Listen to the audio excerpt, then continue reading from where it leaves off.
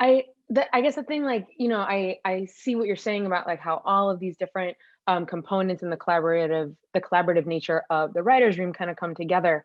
Um, but when we're thinking about like giving advice to up and coming writers and students, and a lot of times you hear people say like write what you know, and here wrote something phenomenal that was based not on something that like you had lived through, but on something that you nevertheless knew through your connection to your dad.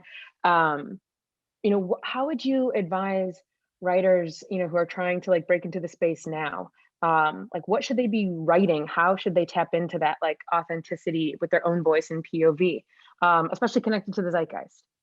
I think it should be, a given that you should write from personal experience. And then I think if you're disciplined enough, you find your personal experience appearing in any of your material, whether it's Yeah. Halt and Catch Fire or Iron Man.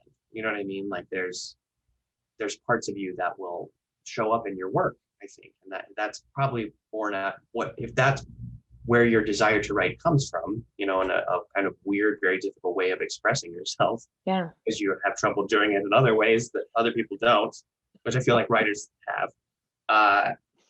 It's going to be there. I would also say, like, and this is true for comics too, but I just recently heard the advice of like write the TV show you want to watch, Yeah, write the that's great comic book you want advice. to read, right? Right. Like don't compromise for don't try to suss the market out. There's a lot of like glib screenwriting advice that goes on Twitter and stuff like that. Some of it seems more obvious to me than others, where it's like, throw it to the wind and write what you want. I mean, I think if people can look at it and go, we can never make this, but this person wrote something very original. There was a writer we brought on to Halt in season 1 named Jason Cahill, who started on ER. That was his first job.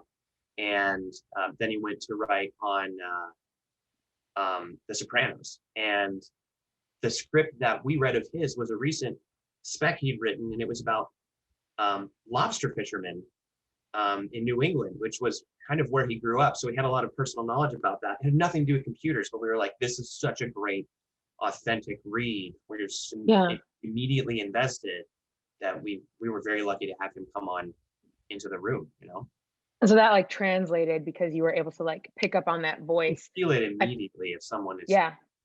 it's for real. You know what I mean? Right. Yeah, totally. Someone has something to say, you can feel it immediately. I can also feel it immediately if someone doesn't have something to say. I will say, I mean, it's at this point, I've read like hundreds of scripts where it's like, I know immediately when I'm like, this isn't, it's not cutting it, or it's coming from, I can definitely tell when it's coming from like a hollower place.